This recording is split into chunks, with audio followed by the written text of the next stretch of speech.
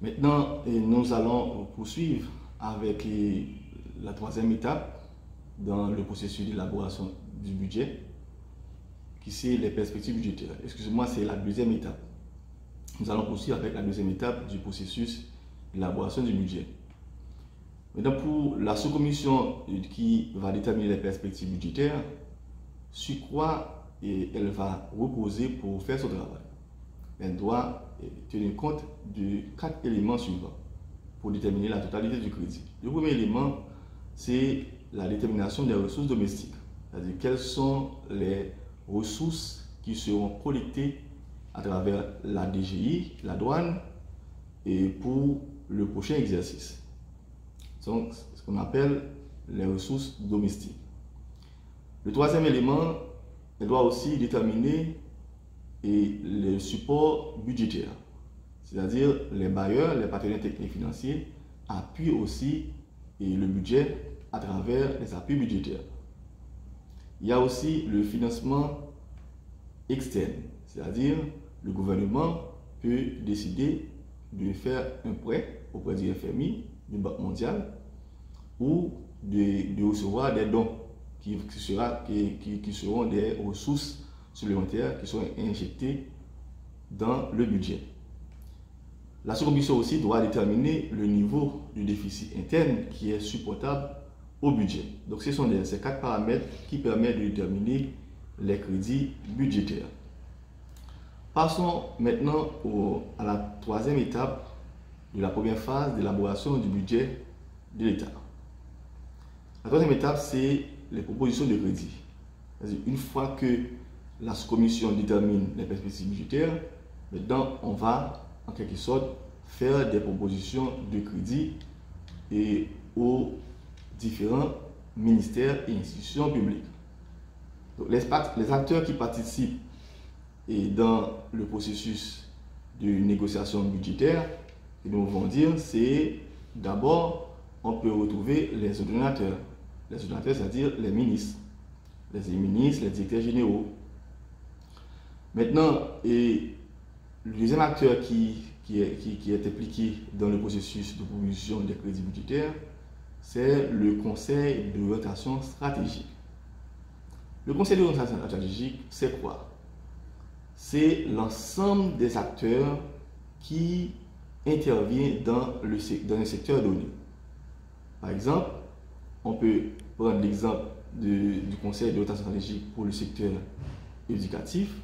Ça comprend le ministère de l'Éducation nationale et de la formation professionnelle, l'ensemble des organisations de base des syndicats qui interviennent, qui évoluent dans le secteur, la société civile, l'ensemble des groupes organisés en quelque sorte qui interagissent dans le secteur et le secteur privé. Tout ça fait partie du COS, du Conseil d'orientation stratégique. C'est le Conseil d'orientation stratégique qui doit aussi participer dans la proposition de crédit.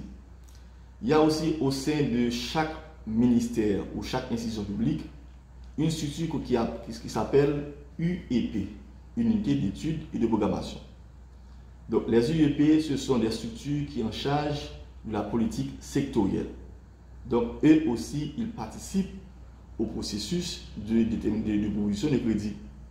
Il y a aussi les directeurs généraux, il y a les services déconcentrés et les entités chargées pour formuler les propositions de crédit.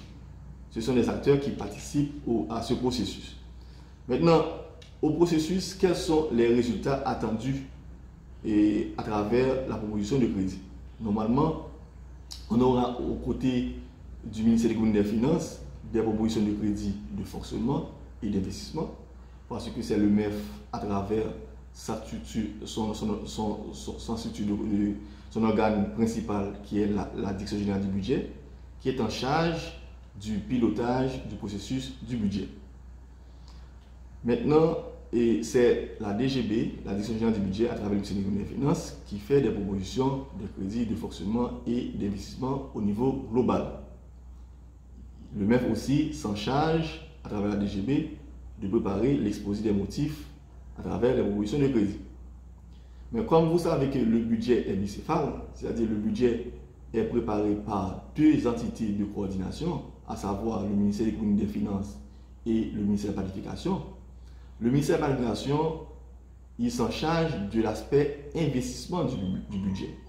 Donc c'est cet ministère ou cet organe d'État qui s'occupe de l'aspect des propositions de crédit en matière d'investissement. Il s'occupe aussi de l'aspect des documents de projet, des plans d'opération ou des exposés de motifs des propositions de crédit en matière d'investissement public.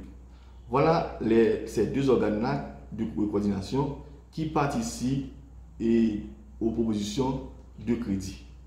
Maintenant, une fois que les acteurs s'entendent sur les propositions de crédit, on va proposer une enveloppe budgétaire à chaque institution publique, à chaque ministère. C'est à ce moment-là, on va passer à la quatrième étape qui c'est les conférences budgétaires. Il faut dire que les conférences budgétaires, on peut présenter les conférences budgétaires en deux grandes phases. La première phase, c'est qu'on organise une pré-conférence budgétaire, ce que j'appelle une pré-conférence budgétaire en interne.